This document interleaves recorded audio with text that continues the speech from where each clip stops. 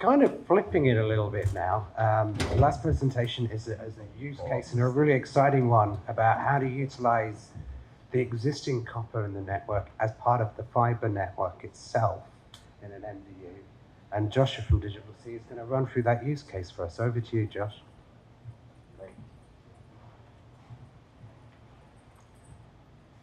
All right.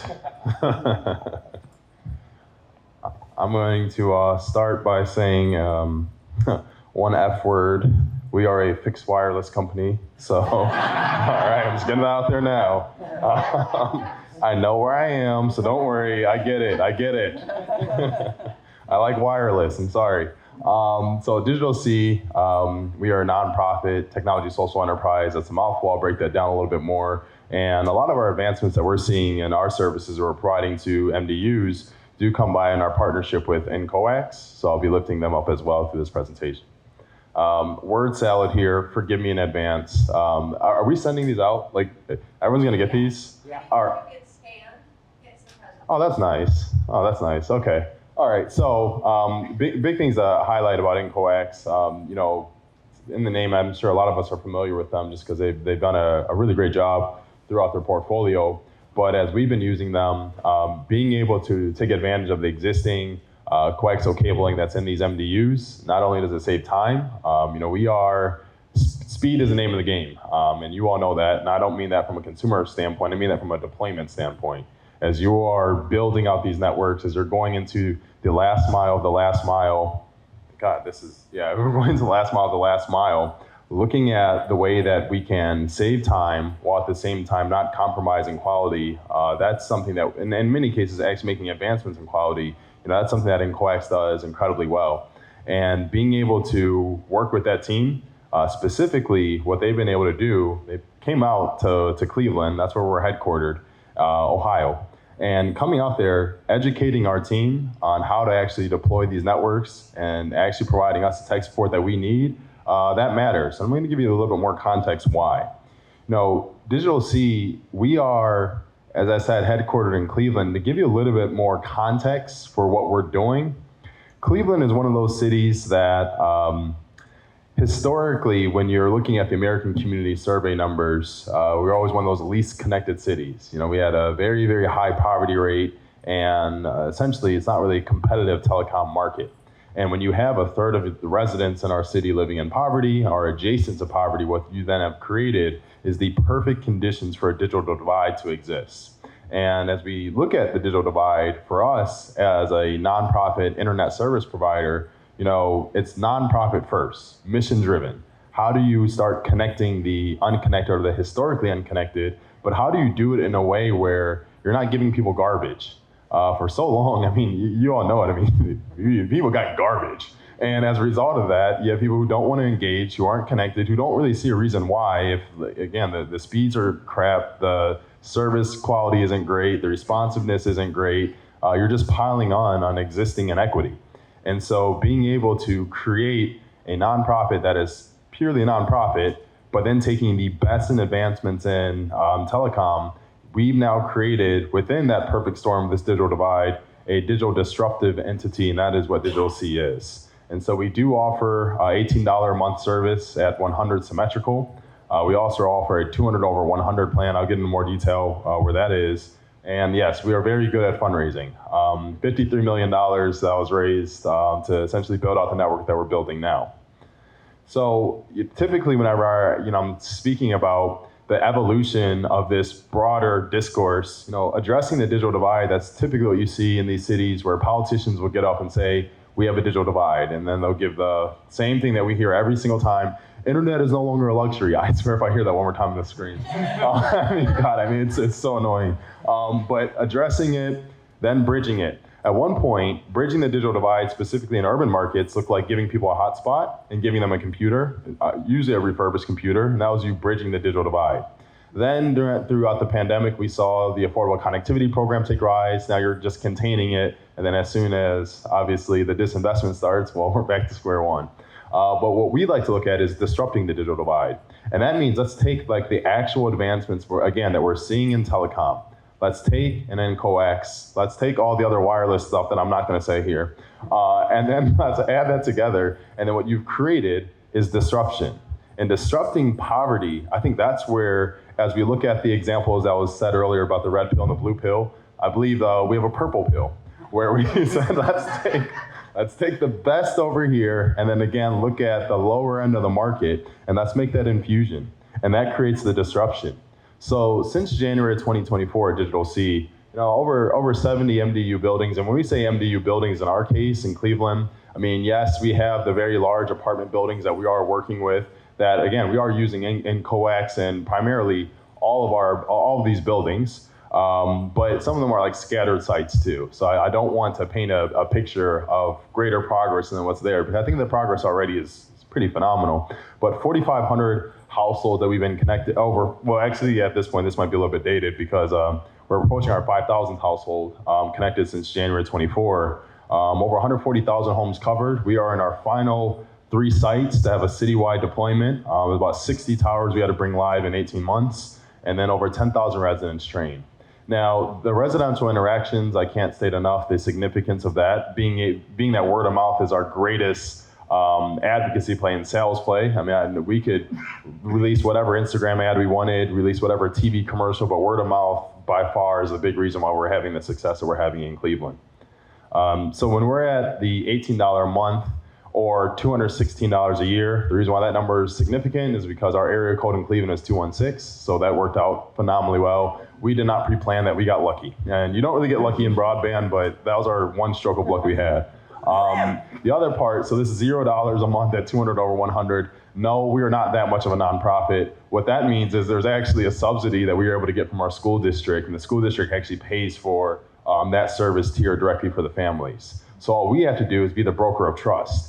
As many of you all probably saw in your markets with the Affordable Connectivity Program, people didn't sign up to that just because it was available. It actually required a broker in between to actually be able to walk residents through, one, A, how to sign up for it, and B, to say, hey, this isn't a scam. Because again, if you're in that lower part of this socioeconomic ladder, everything is a scam. Everyone's preying on you and you don't trust anything, you don't trust the government, it's all bad. So you need the broker in between. And so being able to facilitate this, we're learning. The last part here that I think is really important to highlight, a 4.8 star Google review. The reason why that's there is because no one, and I don't care, I mean, I get we're at this conference, but no one loves their internet provider. I don't care, whatever, like you guys can pretend you do, but like literally, like no one does. And so the fact that we are having people going out of their way, historically who don't trust anything, saying, this works for me, this works. Again, I think that what you're going to get from us is like a very real piece of this equation. What's not mentioned here amidst these 4.8 stars and my quips about wireless being okay, what you don't hear me saying is we are actually in a very contentious lobbying atmosphere in the work that we do in Cleveland. I mean, no company, the existing larger providers love to see a nonprofit internet service provider spin up and then within less than 2 years have over 5,000 households on the network and it's growing and growing and growing. No one loves that. I mean, we do, but like, trust me, other people do not.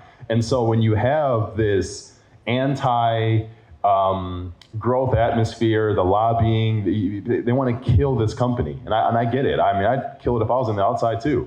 But the beauty about this is now whatever we say, trust me, it's vetted because it has to be. If you have to stand up in front of, and this is what we do have to do once in a quarter, we do have to stand up in front of our city council and do very public hearings. And there are lobbying that happens in the background on that too. We have to make sure that every technology decision we make is right. It has to be right. So if I'm saying something is like working, oh, trust me, it's working. And if I'm saying something doesn't work, like I promise you it doesn't work. If something sucks, I promise you it sucks. Because like that's the level of honesty that we have to live under. And some people don't like it. I don't like it all the time, but it does give us the aura of trust that we have to abide within. And so when we look at the MDUs specifically, going into the middle point here, aging infrastructure, especially in low-income MDUs, hampers access. That's an obvious statement. We get it. But when you look at a city like Cleveland, where again, I said, where a third of your residents are living in poverty, that's not an area where everyone's just rushing to invest. And so with this aging infrastructure, and even with us being a nonprofit, it's not like we can just outfit every single MDU with fiber. We already know, like, at least tomorrow we can't do that. Even if you were looking at the cost projections and what people can pay, you're not paying this stuff off overnight. So what you have to do is you got to get really smart at looking at the existing infrastructure that's there, so you're not overspending, but you're making efficient upgrades needed to be able to just compete with today. Because at the end of the day, we all realize that people have kids. And it's like, look, if they have kids, let's not make sure that we're hampering their access to a future that allows them to do whatever it is that they want to do. When we look at even this multi-vendor ownership part of the equation, I want to be very clear, as I'm able to talk about our glowing growth at DigitalC, I mean, we failed our way to this point, and we're going to keep failing. Failure is probably our biggest way of succeeding. And at the onset, when we were bringing a lot of these MDUs live, I mean, we thought that we were able to, I got to say this one diplomatically. We thought that we were able to go into these MDUs and essentially use maybe our own technology, and then someone would still be able to use maybe their existing provider for cable. And we quickly realized that there's not a whole lot of solutions out there that do that. And coax allowed us to do that. But when we went with other solutions, what ended up happening, where we were saying, like, to residents, okay, you can get off your cable, you can get off your internet. If you go with us, you can get both.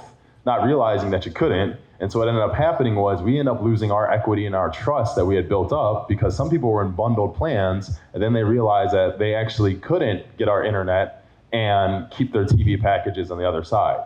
And so being able to take advantage of the coaxial structure and do the management within, it actually allowed us to be able to create the experience that we needed, because we're purely internet today. We don't offer the content services just quite yet, just the internet. And so being able to do this multi-vendor ownership, it actually works well. Well, it works well enough, even amidst the people who are, again, still lobbying against us pretty heavily. When we look at a value that I think is actually a universal value that might not get said enough, again, in the context of larger cities. If you're trying to do this work, a value that sticks out to me at least, locally led, expertly informed. That's something that you're going to hear me continue to repeat, because it matters. With the local part of this, you get the trust, you get the things, you get the take rate, you get the penetration. I mean, our modeling is through the roof. We love that part. But we don't have the answers on the ground. We have the answers to what we need to know, but we don't know everything. And so being able to have a partnership with an NCOAX allows us to, again, have that disruption that's necessary, but really undergirding that value statement that drives the work that we do. Being able to retrofit the buildings with the cost efficiencies. We are, I said it at the beginning, a nonprofit first, technology second, social enterprise, in that order. So when you get to the enterprise side of this, you can't ignore that. Despite it coming last, it's best to look at it in a simultaneous way. And so being able to have minimal disruption from the enterprise standpoint while getting those cost efficiencies, we still need to model success. And then, again, you guys see the W word up there, but being able to integrate these various parts allows us to, again, scale and build this network that we are, again, incredibly proud of. Partnering for outcomes matters a lot, but looking at this last bullet point here, we're not managing signals, we're managing opportunity. A lot of this language and discourse of today, I think that we are all trying to figure out the federal landscape and where dollars are, but us being able to take the advancements that we're seeing in cities like Cleveland and the other cities that are going to be announcing in the very near future where we're expanding, it allows us to create, one, replicability, but highlighting what works, because we know what doesn't work. And what doesn't work is literally everything that we've been doing we're 10 years old in July, and we just started building this network in 2024. So that's not to say we didn't have networks before. We absolutely did. Pilots on top of pilots on top of pilots, different types of technologies. We do have fiber that we do leverage in certain instances. And so we've been able to, again, continuously scale and grow off of our failures, which then allow us to, again, endorse certain technologies over others simply because of our experience within this very, I shouldn't say very, but more contentious atmosphere in Cleveland. The other point that I'd want to highlight on this last part, some of the stuff I've already highlighted, but public-private collaboration, it's critical innovation in underserved markets. I can't stress it enough. When you all are in markets where, again, as you're going in, a third of your residents are in poverty, what that then creates, it's not just that they're in poverty, you then look at a third of them are underbanked. So people not having bank accounts. So even as you roll out services, you still have to teach people how to pay for things. You still have to teach them even financial habits of monthly bill pay. Like these are things that, as you all know, technology isn't cheap. It actually gets increasingly expensive, obviously, the more things that you want to add to it. And so being able to have a customer base that we're continuously educating, a customer base that we have to continuously advocate for, I mean, this isn't easy, but at the end of the day, we can't neglect the innovation that we're seeing everywhere else. It'd be a shame for us to come to conferences like this and see all the innovations and technologies that everyone else is enjoying, and then we go back home and we're still using tin cans and strings. And so being able to make those advancements that we've been able to see, I mean, that stuff matters, obviously. So the training part, I can't stress enough that's been a really big advancement for us. Typically, whenever we go into any type of MDU, you all know this is a relationship game. And so building relationships with those property owners, one of the value propositions that we offer in addition to the technology, because being very transparent here, none of the property managers really, when we start explaining the technology, care. Like they just don't. They just don't want it to be invasive. They don't want it to suck, and they just don't want to have calls from their residents all the time about something not working. So when you solve for that stuff, the cherry on top that we tend to see, at least in our market, is offering the training. Now, obviously, you can't charge people who historically don't have internet for training. Like that doesn't work. So you do it for free, but it's not really for free, because what you also get off of that is you get the access, and then again, word of mouth isn't just from a subscriber standpoint. Word of mouth is from a property management standpoint. So after a while, the property managers start saying, hey, DigitalC came in, this is what they offer for the residents. The speed is incredible, even though, I mean, it's 100 over 100, 200 over 100. But that is incredible for a lot of people. I will say that.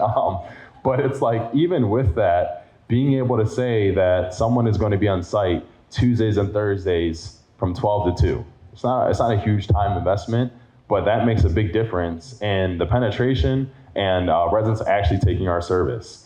And we also do offer device setup and maintenance. So even whenever we do a connection in a home, again, for an MDU unit, we will walk residents through on 3 different devices on how to actually connect to the network. 3 is just their basic rule of thumb, because usually what it is they'll have a tablet of some type, they'll have a cell phone, and they'll have a TV. So if you connect those 3, you'll tend to be pretty good with that. So that's essentially DigitalC in a nutshell. Again, IncoX is one of our really big MDU partners. We've leveraged other solutions, and we still do continue to leverage other ones where it makes sense. But we have seen that in our portfolio of roughly the 70 MDUs that we're serving within Northeast Ohio, that we do tend to rely on IncoX specifically because not only is the reliability there, but the efficiency in bringing these MDUs up, as well as the cost savings. We can't ignore that. And so this is not an ad, but rather a reflection of our experience and more successful MDU deployments relative to some of the ones that we didn't maybe get right at the onset. So again, I appreciate it. And if you guys are ever in Cleveland, Ohio, we'd love to show you guys around our network that is wireless. Thank you.